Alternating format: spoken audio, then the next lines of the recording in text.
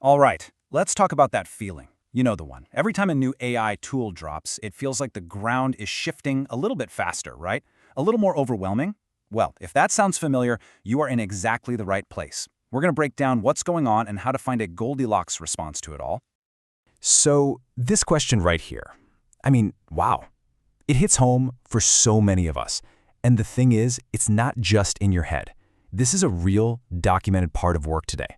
So let's get into why it's happening, and more importantly, what a just right response could actually look like. Okay, so Section 1, running to stand still.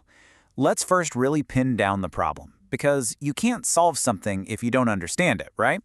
We have to get a handle on this massive shift we're all living through. So this is the key concept right here, the adaptation gap. Just imagine a graph for a second. You've got technology's progress, and it's a rocket ship shooting straight up. That's an exponential curve. Then you've got us, humans. Our ability to adapt is more like a steady hike up a hill. It's a straight, linear line. And that huge, ever-widening space between the rocket ship and the hiker, that's the adaptation gap. That's where all that stress, that feeling of being constantly behind, comes from. And this quote, this just nails it.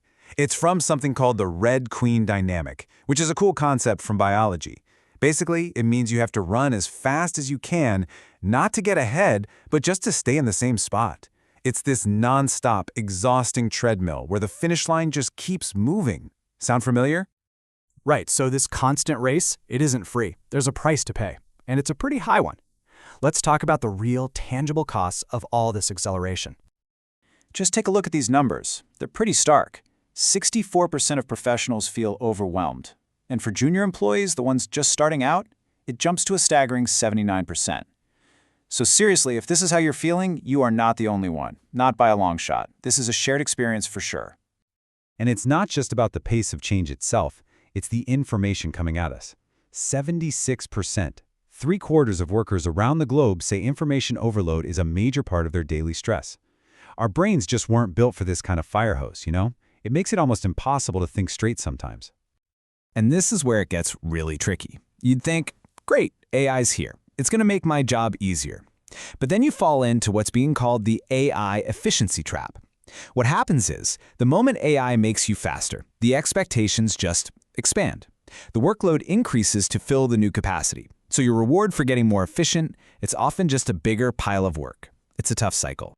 And this cycle leads to something really concerning, something called agency decay.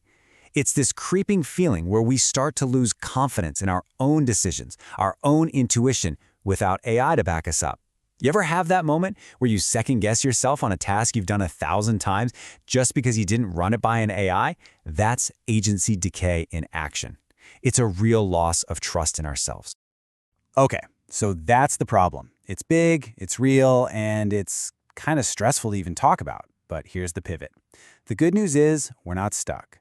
There is a way forward, and it's all about finding that just right response. Let's get into the Goldilocks Framework.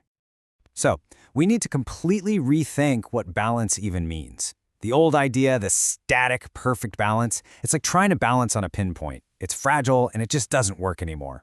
The new idea is dynamic balance. Think of it less like a statue and more like a dance. It's a rhythm. It's about oscillating, moving fluidly between periods of high intensity and periods of genuine recovery. It's all about the flow, not a fixed point.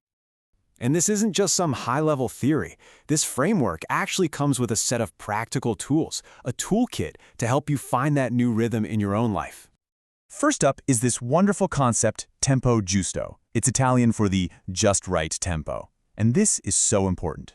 It's about giving yourself permission to find a pace that works for you in your current situation. The right pace for someone in their 20s at a startup is totally different than for someone in their 50s juggling family and career. It's about adapting to your own life stage, your own capacity, not some external benchmark of busy. Okay, next tool, the 5 wealths. It's so easy in this age of AI to get hyper-focused on just one of these. Financial wealth, right? Productivity, output, money. But this model is the antidote to that. It forces us to look at the whole picture. Are you also building your time wealth, your social wealth, your relationships? What about your mental and physical wealth? Thinking of it like a balanced portfolio is a total game changer. This is how you build true resilience. Now, this next tool is so crucial because it's grounded in the real world. Let's be honest, we don't all have the power to just say no to everything. So this is the ITC framework. It gives you a few different strategies. First, ignore.